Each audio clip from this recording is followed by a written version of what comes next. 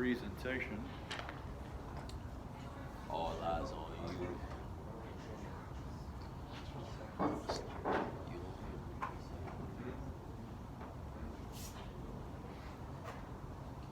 Ladies and gentlemen, delivering our very first presentation for the 1984 Theme Project for 2021. Put your hands together, please, for Andrew Harris. All eyes on you.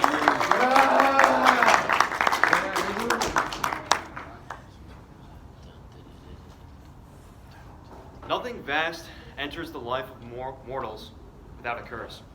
Sophocles said almost 2,500 years ago. In 1949, George Orwell shocked readers with his dystopian novel titled 1984 by proclaiming that the breach of privacy on the micro level can lead to the manipulation on the macro level.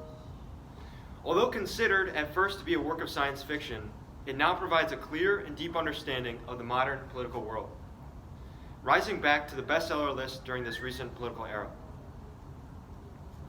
The main character, Winston, struggles throughout the novel to conceal his thoughts and actions that do not agree with the party's policies because the party watches over every way of his life, even in his own bedroom.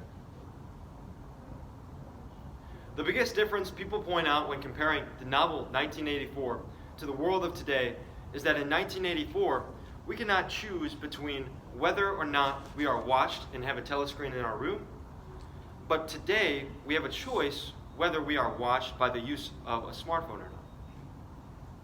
This is true, but how many of us would be willing, within a short span of time, to give up the use of our phone indefinitely, or at least the use of social media and Google? That is how important they are to our lives today. But how do smartphones and apps relate to Sophocles' doomed prediction in Orwell's 1984? It is not necessarily the smartphone, but it's apps that we spend most of our time using. Apps have become a more efficient tool compared to more outdated systems. The Google search engine and browser has replaced the library and dictionary. Email has eliminated standard mail. Online news outlets have replaced newspapers, and social media has replaced visits and conversations with family and friends. But how are the services these online tech providers provide free? These tech companies, mostly social media, make money off the time you spend using their service through advertising on their platform. To allow them to collect as much money as possible off advertising. Just as they used to with television and newspaper a generation ago. The more time you spend using their service, the more ads you get, the more money these tech companies make. How does this relate to 1984? It is the methods by which these tech companies maximize profit that causes our constant manipulation.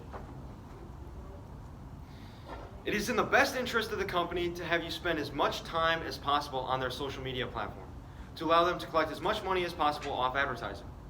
They have methods by which to keep you online and make you come back. Some of which are exaggerated headlines in the news, targeted marketing schemes, tracking and recording both the time and each movement on their platform, along with providing rewards and constant gratification. All of this comes out of the company's ability to access your private data. Your data on these free platforms are used to make money from advertisers. If you are not buying the product, you are the product.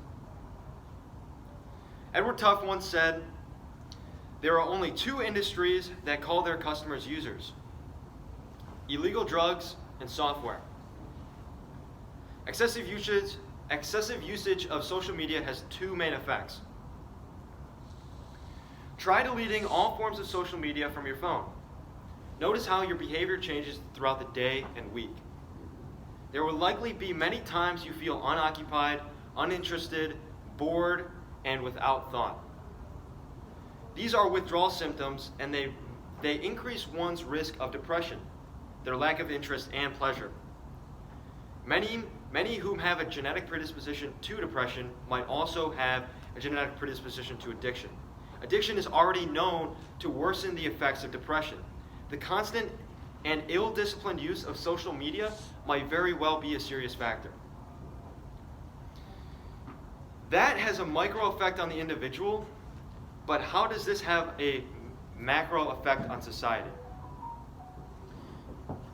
We become who we surround ourselves with. We copy how our friends act.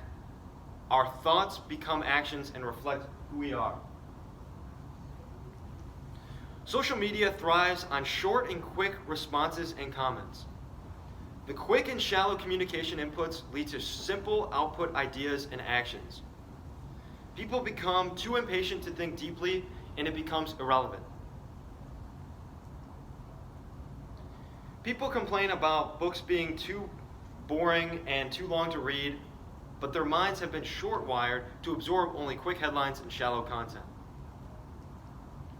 Although the pleasure you get from a book is delayed and takes patience, your brain profits from the complex mental exercise and you produce equally important thought. Sophisticated input, sophisticated output. In 1984, deep complex thought was repressed. Today, we willingly repress our intelligence by exposing ourselves to shallow, weak ideas anytime we feel bored. A weak environment produces a weak species.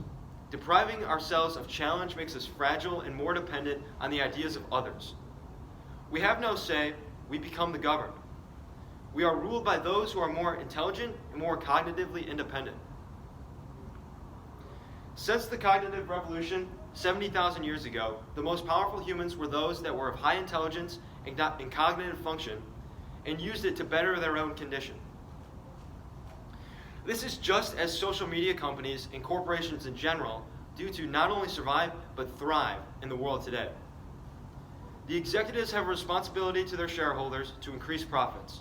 It is in their nature and best interest to take our privacy and data and use it to make money. We gladly hand over this power to them in exchange for what?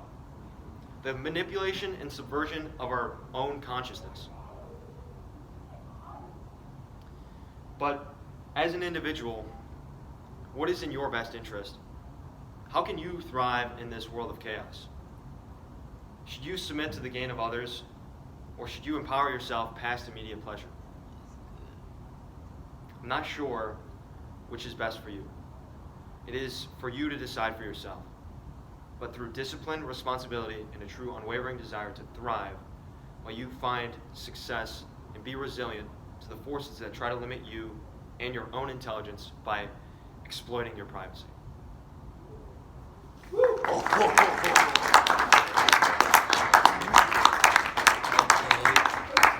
That's how you gonna end it.